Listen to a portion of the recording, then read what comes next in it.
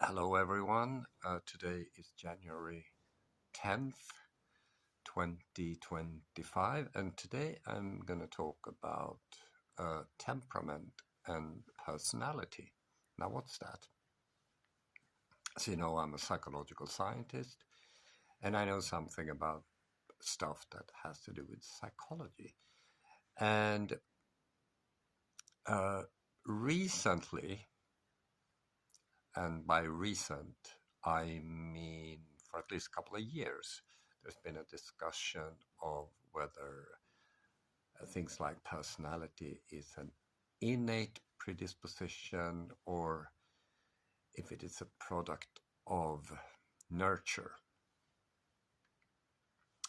Um, and a lot of proponents like to have a comment about that, and it has been, I think, fashionable to claim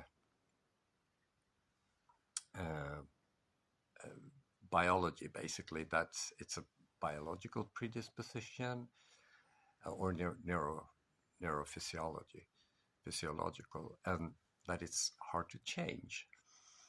Uh, Me, on the other hand, I believe it's a product of nature. Not both of them, but I think nature nurture plays a role. Uh, Not for temperament, or maybe for temperament, but not in the same way as for personality. So I think whereas temperament can be sort of modified from a social perspective, I think personality is partly formed by the social environment.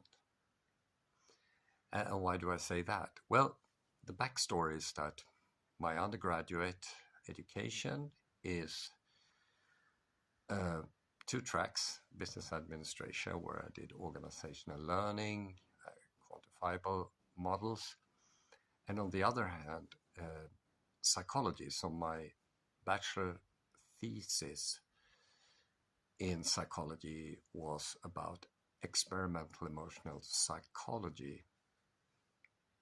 And here you encounter stuff like temperament, um, which is something that, you know, we we have with us, which basically define us as persons, I think. Don't want to say too much here. Um, and it's kind of hard to change them. Uh, in my master's thesis in social psychology, so I shifted focus. I still kept focusing on emotional stuff, but in this case, I had a personality, the big five. I think part of it anyway. No, sorry, self-esteem stuff in my thesis. So I took data and did a little calculation and stuff. So if you're standing with one foot in in uh, in the psychology of emotions, which I think goes back to Charles Darwin, 1872, and his book, I think it was On the Emotions in Man and Animals. So he postulated that or hypothesized, maybe is a better word, that we have like six basic emotions.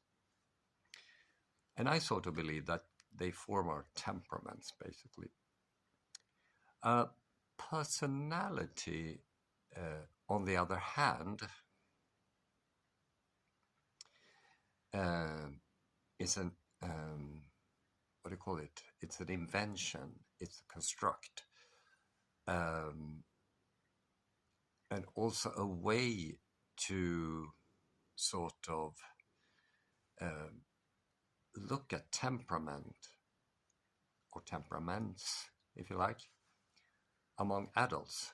So when you assess temperament, so a famous lady called Mary Rothbard, she studied kids in a laboratory and um, drew conclusions from that. Uh, when you study adults, that maybe you can do that too, but I never heard of it. Uh, it's possible to sort of dig in to the mind of adults by asking them to fill in questionnaires, basically, assess a battery of statements, which you then reduce to latent structures, something I like to do, and which you then can use to describe what is known as personality. Or the most famous inventory, because it's an inventory, it's not a discovery, is the Big Five, of course. But Helen Fisher, who recently passed, she was a biological anthropologist. She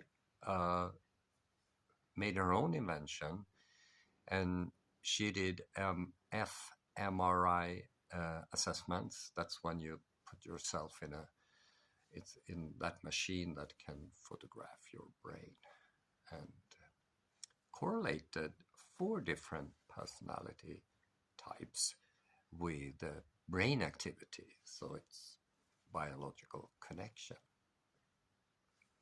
Now, what's the conclusion about this? I don't know really, but I think the take-home message is that when complex things like this is on the table for discussion, it makes sense to apply reasoning in order to sort of mitigate overconfidence on the matter. Asking yourself question what is possible and so on. So I found a little, I made one of these searches with these large language models. I haven't written anything about it yet, but I can tell you a little about what the findings suggest. And it says a temperament is often viewed as an innate biologically based predispositions, temperament is often predispositions that manifest early in life, whereas personality encompasses the more complex, evolving patterns of thoughts, feelings, and behaviors shaped by experiences and social interaction. So, in my favor, then, nature-nurture perspective, it seems like when the large language models try to collect data from the internet the way they do it,